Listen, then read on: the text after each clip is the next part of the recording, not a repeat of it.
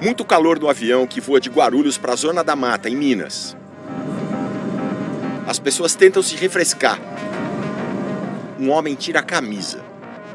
Foi na quinta-feira. Uma pessoa filmou tudo. Eu fiquei muito angustiada diante daquela situação, porque eu pensei assim, puxa, se eles não são capazes de fazer uma manutenção adequada num simples ar-condicionado, será que esse voo é seguro?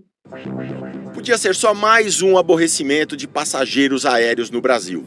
Mas é um caso especial, porque esse avião com o ar-condicionado sem funcionar é o mesmo ATR-72 da Voipaz, que um dia depois cairia em Vinhedo, a 80 quilômetros de São Paulo. O avião caiu! Caiu! Mas esse problema com ar-condicionado não é tudo. A partir de um rigoroso cruzamento de dados obtidos nos sites de órgãos oficiais e também com outras fontes, a produção do Fantástico apurou que a aeronave prefixo PSVPB já vinha enfrentando tensão.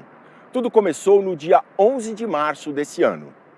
Naquele dia, depois de o ATR viajar de Recife para Salvador, um relatório oficial descreveu problemas no sistema hidráulico durante o voo e também um contato anormal da aeronave com a pista na hora do pouso. O Fantástico apurou que esse contato anormal foi um choque da cauda do avião com a pista e que essa batida causou um dano estrutural à aeronave, segundo foi relatado no sistema de manutenção da empresa. O problema hidráulico em qualquer aeronave, seja um ATR, seja um Boeing, seja um Airbus, ele é altamente significativo. Teve danos. Que tipo de correção foi efetuada pelo grupo Voipaz na sua manutenção para disponibilizar a aeronave a voo? A aeronave ficou estacionada na capital baiana por 17 dias, até 28 de março, quando voou para passar por concertos na oficina da Voipaz, em Ribeirão Preto. O avião só voltou a voar comercialmente no dia 9 de julho, mais de 3 meses depois. A rota era Ribeirão Preto para Guarulhos. Segundo o Fantástico apurou, houve uma despressurização em voo. No mesmo dia, o ATR retornou para Ribeirão Preto, onde ficou parado mais 4 dias para reparos. No dia 13 de julho, finalmente retomou as atividades, até cair na sexta passada. Pode ser um fator contribuinte? Pode. Okay? Porque não é possível uma aeronave que tem um dano estrutural ser liberada para voo. Isso a investigação agora vai verificar, né? Tem que verificar. Outro ponto importante a ser analisado é a presença de gelo na rota. Outros pilotos que passaram pelo mesmo trecho naquele dia enfrentaram esse problema. Claro que as causas do acidente ainda vão ser profundamente investigadas, mas é natural que no meio aeronáutico, ali entre os pilotos, tenha surgido com força a hipótese de acúmulo de gelo nas asas. Primeiro porque o boletim da meteorologia de fato mostrava formação severa de gelo no trajeto que o avião ia percorrer. E segundo, porque 30 anos atrás, nos Estados Unidos, aconteceu um acidente muito parecido, também com um ATR. Era um avião da American Eagle, que é uma subsidiária da American Airlines para voos mais curtos. Nesse caso, também estava quase na hora de pousar e também houve uma queda brusca. As investigações mostraram que a causa era o acúmulo de gelo nas asas. Era um voo regional, de Indianápolis para Chicago. A investigação mostrou que o sistema que infla na parte da frente das asas para quebrar o gelo não conseguiu expulsar tudo. E o gelo que ficou foi suficiente para derrubar o avião. Graças ao que se aprendeu nesse desastre, o sistema inflável passou a ocupar uma área maior das asas. É tipo uma produção de borracha, que é tipo um balão, ele vai inflando e quebra o gelo. Ele infla e quebra. O ATR é um turbohélice, uma classe que voa justamente nas altitudes onde o gelo costuma se formar. O propósito dele, que é a aviação regional, ele é um avião maravilhoso. O ATR tem um sistema de produção de gelo muito bom. É um avião excelente para isso. Este professor de aerodinâmica usa uma miniatura, que não é de ATR, mas é só para dar uma ideia do que acontece. Tudo que está à frente da aeronave é passível de formação de gelo. Por isso existem sistemas para derreter esse gelo. São resistores que aquecem e não permitem, ou se formar o gelo, ele derrete. E isso você costuma colocar nos tubos de pitot, que indicam, né, a velocidade, na entrada do motor, né? No para-brisa. Então, o piloto, quando ele está indo para uma região passível de formação de gelo, ele liga esse sistema. Outro ponto muito sensível é a asa. No quadro, ele explica como o acúmulo de gelo diminui a velocidade e, em consequência, a sustentação. O professor desenhou um corte lateral da asa e vai mostrar como o gelo se forma na bordinha da frente. Essa região aqui é crucial para você conseguir ter sustentação em toda a asa.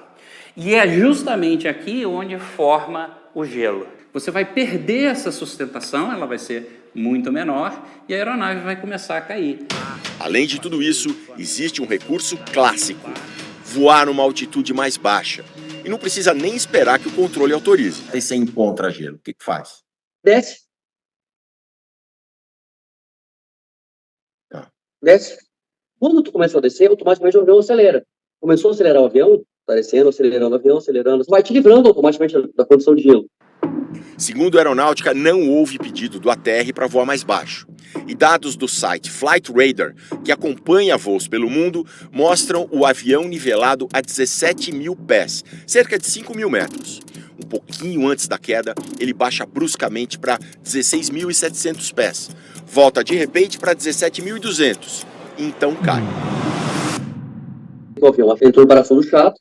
Do jeito que aconteceu ali, ele não tinha o que fazer mais. Na linguagem da aeronáutica, se diz que a aeronave caiu em parafuso chato, depois de sofrer um stall, que é a perda de sustentação. No caso do ATR, ele tem uma diferença em relação aqui ao nosso modelinho, que os estabilizadores horizontais não estão presos aqui à fuselagem, eles estão presos ao estabilizador vertical. Que diferença isso causa numa situação de stall ou de iminência de stall? Quando você fixa ele na fuselagem, você tem uma estrutura muito mais robusta. Você pode fazer ele mais leve, porque você vai garantir que os esforços aqui vão aguentar. Quando você tem uma empenagem em T e você tem uma configuração de stall, você está mais passível a não conseguir a recuperação do que se você tivesse uma empenagem convencional. A todos esses dados mais técnicos se somam informações sobre os métodos da empresa Voipaz e também da antecessora, a Passaredo. Depois da pandemia, os tripulantes têm percebido níveis de fadiga ainda maiores. Os relatos mais recentes da Passaredo, com relação à área de manutenção, são por conta dos sistemas de ar-condicionado, que vinham apresentando algumas precariedades. Ex-funcionários fazem críticas à manutenção. A empresa colocava a segurança segundo e terceiro plano, visava mais o lucro. A gente tinha um avião que a gente apelidava de Maria da Fé, porque só voava pela fé, não tinha explicação de como o avião daquele estava voando. O comandante Rui Guardiola, pioneiro dos aviões ATR no Brasil, voou 15 mil horas nesse modelo de aeronave. Trabalhou só um mês na Passaredo, hoje Voipaz. Foi em 2019. Bem pouco tempo. Mas de uma situação inusitada, ele nunca se esqueceu, justamente no botão que aciona o sistema antigelo. O problema foi detectado no nível de aquecimento de um dos sistemas. A solução encontrada pela manutenção foi a colocação de um palito de fósforo, ou sei lá, um palito de dente. Eu vi com esses olhos que a terra há de comer.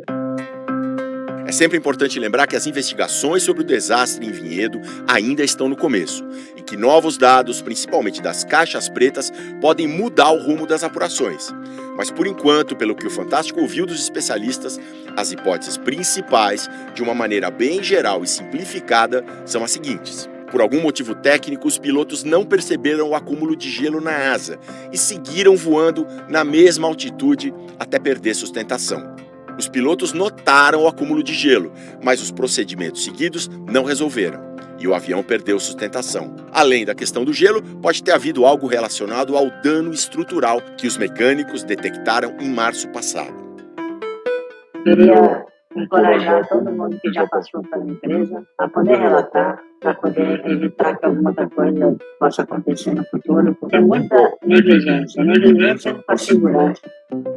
Ali os pilotos, eu tenho certeza absoluta, caíram, morreram lutando, entendeu? Eles morreram tentando fazer o que podiam fazer.